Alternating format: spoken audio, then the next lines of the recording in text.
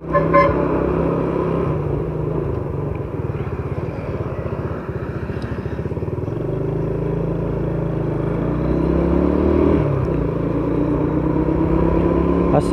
warahmatullahi wabarakatuh. Balik lagi bersama aku di channel West Country. Apa kabar kalian semuanya? Ya, belakangan ini ada sebuah wabah yang menggemparkan dunia ya, termasuk juga Indonesia. Ya, seperti yang kalian tahu, menyebarnya pandemi COVID-19 atau virus corona yang berasal dari Wuhan, Tiongkok, sudah sampai ke Indonesia. Jadi ada beberapa kebijakan pemerintah yang telah dilakukan. Ya, salah satunya dengan menghimbau agar sekolah diliburkan untuk sementara waktu. Jadi belajar di rumah. Juga beberapa aparatur sipil negara atau pegawai negeri itu bekerja dari rumah, dan juga kita juga diminta untuk beribadah dari rumah. Teman-teman semua nggak perlu panik yang berlebihan, karena pemerintah telah melakukan serangkaian upaya untuk mencegah penyebaran virus ini yang lebih banyak lagi.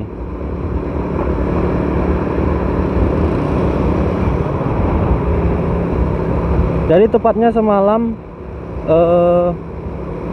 juru bicara presiden telah mengabarkan bahwasanya akan dilakukannya tes massal, yaitu dengan cara mengambil sampel darah dari warga Indonesia ya, untuk mengidentifikasi bahwasanya orang tersebut telah terkena dampak virus coronanya atau belum.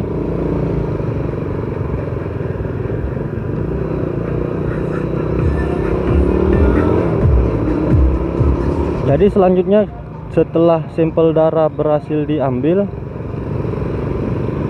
kemudian jika ditemukan gejala, maka orang tersebut akan diperiksa lebih lanjut lagi. Ya, mudah-mudahan cara-cara tersebut ampuh dan bisa kiranya mencegah penyebaran yang lebih luas lagi ya teman-teman.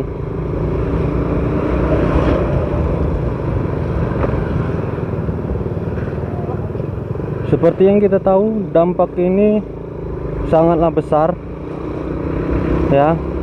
Jadi bukan hanya di Indonesia, juga di hampir seluruh bagian dunia terkena dampaknya.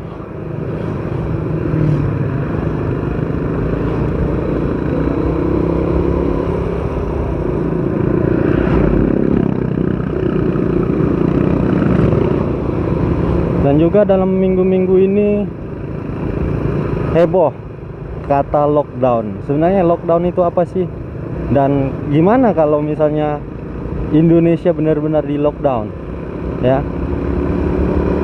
Jadi sebenarnya lockdown itu seperti yang bisa kita lihat di media-media, tepatnya di Wuhan kemarin, ketika wabah virus corona ini menyebar, pemerintah di Wuhan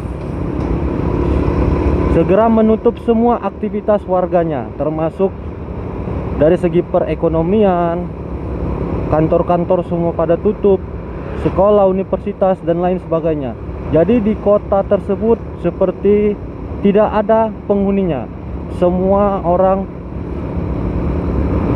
mengisolasi diri di rumahnya ya. Nah, bagaimana kalau misalnya di Indonesia itu diberlakukan lockdown? Saya rasa kalau kita sebagai negara Indonesia nggak usah ngomong panjang lebar deh.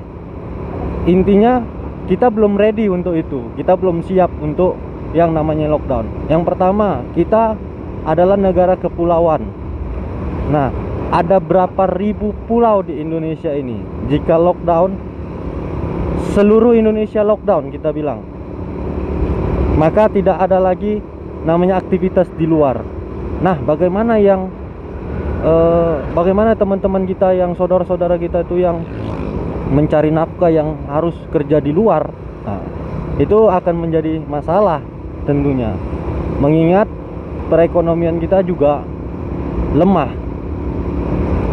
Jadi solusinya adalah pemerintah menyarankan kita agar melakukan yang namanya isolasi diri sendiri. Nah, bagaimana isolasi diri sendiri itu? Yang pertama, teman-teman ini harus menjaga kebersihan tentunya, dengan cara ya mencuci tangan dengan rutin, menjaga kebersihan lah intinya. Kemudian menjaga jarak kontak ke orang lain, jarak minimalnya ya 1 meter. Jadi kemudian jauhi tempat-tempat kerumunan seperti pusat perbelanjaan dan lain sebagainya.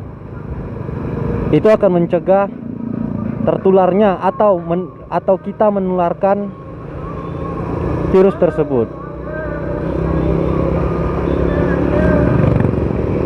Seperti yang kita tahu, gejala-gejala COVID-19 ini yang pertama, suhu badan yang tinggi, ya. Yang kedua itu batuk, ya, batuk, dan juga nafas terasa sesak. Kemudian juga tenggorokan sakit. Jadi teman-teman kalau misalnya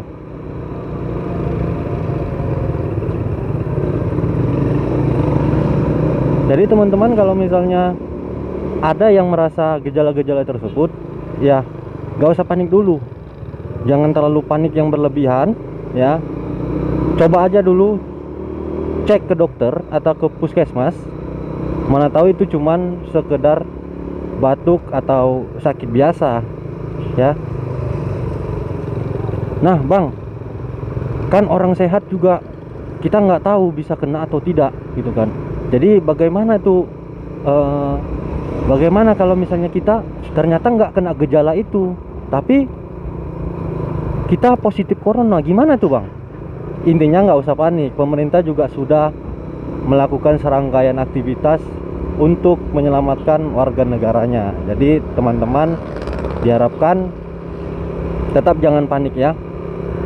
Pemerintah juga sudah menetapkan rumah sakit rujukan untuk penanganan COVID-19 seperti berikut ini, ya teman-teman.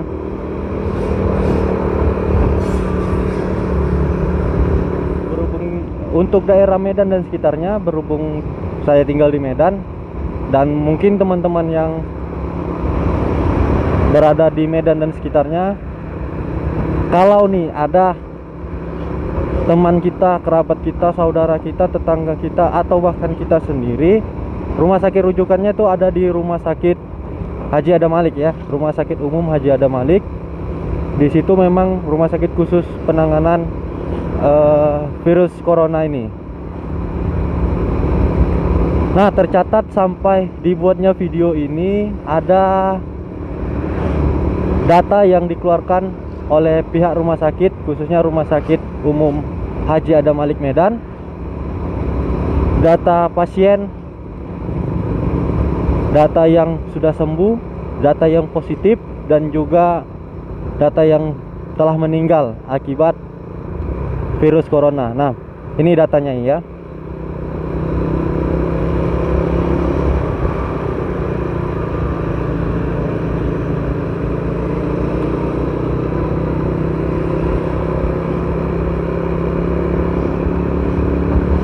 Nah, beberapa hari lalu juga muncul pertanyaan, persentase di Indonesia itu tertinggi di dunia, yaitu 8, sekian. Nah, walaupun seperti itu, 8, sekian, diharapkan teman-teman semua jangan terlalu panik yang berlebihan ya, karena data ini akan terus berubah seiring berjalannya waktu dengan adanya penanganan yang dilakukan oleh tenaga medis yang kita miliki sekarang ini. Ya, saya rasa mudah-mudahan kita semua dapat terhindar dari buruknya virus ini ya. Jadi mungkin biar nggak kepanjangan, kita bahas video lanjutannya di part 2 ya teman-teman. Jadi nanti di part 2 kita akan cerita dampak yang telah terjadi akibat pandemi COVID-19 ini. Jadi buat teman-teman yang baru bergabung di channel ini, kembali saya ingatkan untuk klik tombol subscribe-nya, dan juga jangan lupa tekan tombol lonceng, nyalakan notifikasinya agar dapat informasi kalau part 2-nya sudah di-upload ya di channel ini. Kemudian tekan tombol like-nya jika teman-teman suka video ini ya. Share jika menurut teman-teman ini bermanfaat ke semua sosial media teman-teman. Jangan lupa komen jika ada pertanyaan.